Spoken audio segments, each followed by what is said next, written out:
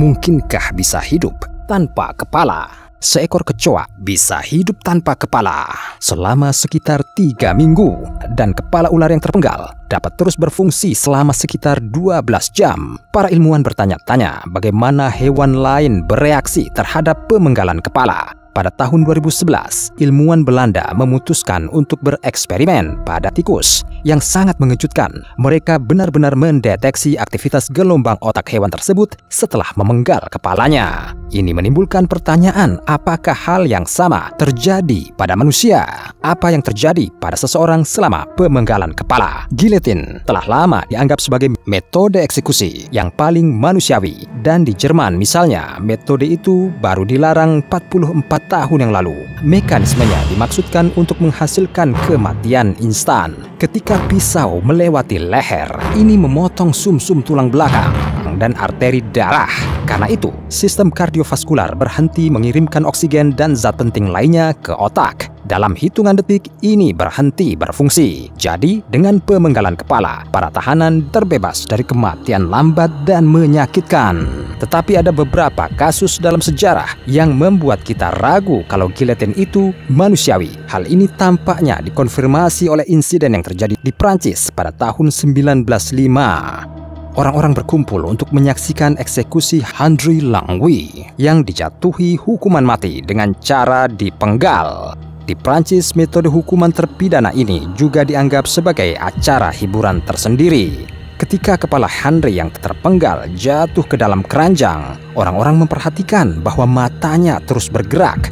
Hanya ada 2 dugaan, apakah itu kejang sekarat atau dia benar-benar sadar kembali. Dalam percobaan para ilmuwan Belanda dengan tikus, momen ini ditangkap oleh sebuah elektroensepalograf yang mereka hubungkan ke otak hewan tersebut. Hasil pengukuran menunjukkan bahwa aktivitas otak bertahan pada frekuensi tingkat kesadaran. Itu berlangsung selama hampir 4 detik setelah pemenggalan kepala. Dan kemudian sekitar 1 menit gelombang listrik besar perlahan bergerak melalui otak tikus. Ternyata gelombang seperti itu bisa saja muncul di kepala Henri yang matanya terus bergerak bahkan setelah pemenggalan kepala. Tapi apa yang memicunya? Masalahnya, di antara penonton eksekusi Henri, ada seorang dokter bernama Gabriel Brieux.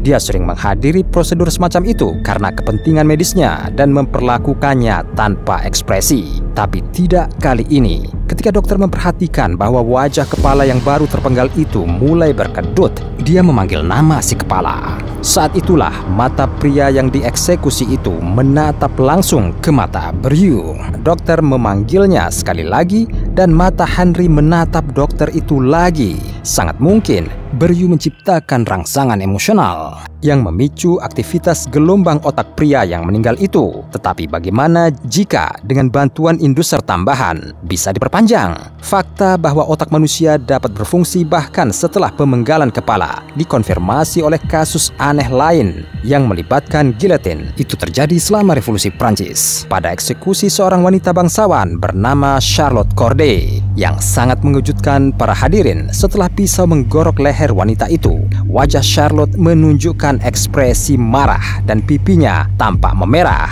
Reaksi kepala yang terpenggal seperti itu dapat dijelaskan dengan eksperimen Robert Cornish, seorang ahli fisiologi Amerika. Dia menemukan cara untuk menjaga sirkulasi dalam tubuh yang mati. Untuk mencapainya, dia menggunakan metode yang cukup aneh, suntikan antikoagulan dan adrenalin yang dikombinasikan dengan mengayunkan tubuh di atas papan jungkat-jungkit untuk mengguncang darah. Itu berhasil bahkan membantu Cornish menghidupkan kembali seekor anjing mati. Bagaimana ini terkait dengan Charlotte? Algojo menganggap sekedar hukuman mati belum cukup. Dia menjambak kepala yang terpenggal, mengejeknya dan menamparnya. Mungkin tamparan itu berfungsi sebagai rangsangan fisik yang membuat perempuan itu sadar kembali untuk beberapa saat. Tapi bagaimana jika kepala yang terpenggal menempel pada tubuh sementara aktivitas gelombang otaknya berlanjut? Sejauh ini operasi semacam itu tampaknya mustahil karena dalam pembedahan tidak ada cara untuk menyambung kembali sumsum tulang belakang yang terputus. Masalahnya adalah ia memiliki beberapa jenis jalur saraf. Tidak ada yang tahu bagaimana ini akan menyatu kembali. Michael Sarr, mantan ahli bedah dari Minnesota Mayo Clinic dan editor jurnal bedah, menjelaskan ketidakmungkinan transplantasi kepala pada contoh bagaimana saraf lengan bersatu kembali. Jika pergelangan tangan Anda diamputasi dan kemudian disambungkan kembali, Anda akan dapat memulihkan kapasitas kerjanya sepenuhnya. Tetapi jika lengan Anda diamputasi, lengan Anda tidak akan berfungsi lagi setelah transplantasi. Pada anggota tubuh yang terputus, saraf sudah mati dan tidak dapat dipulihkan. Dan saraf hidup yang tersisa di tubuh hanya dapat tumbuh di satu kaki. Tidak cukup bagi kepala untuk memulihkan semua fungsinya setelah transplantasi. Tapi ada ahli bedah yang tidak sependapat.